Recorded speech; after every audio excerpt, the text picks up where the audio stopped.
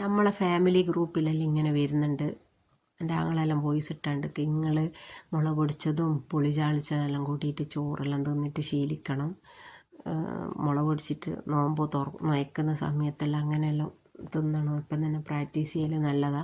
നമ്മളെന്തായാലും എല്ലാം ഒഴിവാക്കിയിട്ട് അങ്ങോട്ടേക്ക് വരേണ്ടി വരും. യുദ്ധം ഇങ്ങനെ തന്നെ പോകുന്നതാണെങ്കിൽ അങ്ങനെയെല്ലാം പറഞ്ഞിട്ട്. പിന്നെ അതേപോലെ തന്നെ പള്ളി കമ്മിറ്റിക്കാർ എല്ലാം നിരോധിച്ചിക്ക് നോമ്പ് തുറയോ ഈ ടൗണിലും അവിടെ ഇവിടെയുള്ള അനാവശ്യ തുറകളുണ്ടല്ലോ. പിന്നെ പുരേന്ന് തുറന്നിട്ട് നോമ്പ് സമയത്ത് ഈ കുൽക്കി സർവത്ത് അത് കുടിച്ചിക്കില്ലെങ്കിൽ ഈ പുരേന്ന് തിന്നത് ദഹിക്കൂലാന്ന് തോന്നുന്നുണ്ട്. എൻ്റെ മക്കളെ കൊണ്ടടക്കാൻ ഞാൻ പറയുന്നത്. എല്ലാം നിരോധിച്ചിക്കെന്നെല്ലാം പറയുന്നുണ്ട്. പക്ഷെ അതൊന്നും പെട്ടെന്നൊന്നും അങ്ങ് പ്രാബല്യത്തിൽ വരില്ല. കുട്ടികൾ സമ്മതിക്കൂല. കയ്യിൽ എന്തെങ്കിലും ഉണ്ടെങ്കിൽ ഓല അതൊന്നും ഒഴിഞ്ഞ് നിൽക്കില്ല.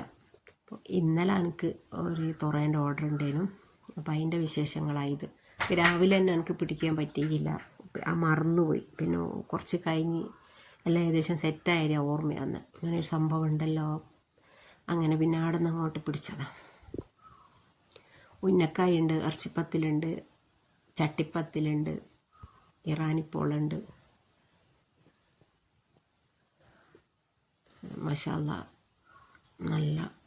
നല്ലോണം ഓർഡർ വരുന്നുണ്ട്. അപ്പോൾ എല്ലാവരും പ്രാർത്ഥനയിൽ ഉൾപ്പെടുത്തുക. നോമ്പ് 15 ഇനി ഒരു 20 പിന്നെ ഭയങ്കര സ്പീഡായിരിക്കും അല്ലേ. അപ്പോൾ ഇന്നത്തെ വിശേഷം ഇത്രയൊക്കെ തന്നെയുള്ളൂ. വീഡിയോ ഇഷ്ടമായാൽ ലൈക്ക് ചെയ്യാനും ഷെയർ ചെയ്യാനും സബ്സ്ക്രൈബ് ചെയ്യാനും മറക്കല്ലേ. ഓക്കെ.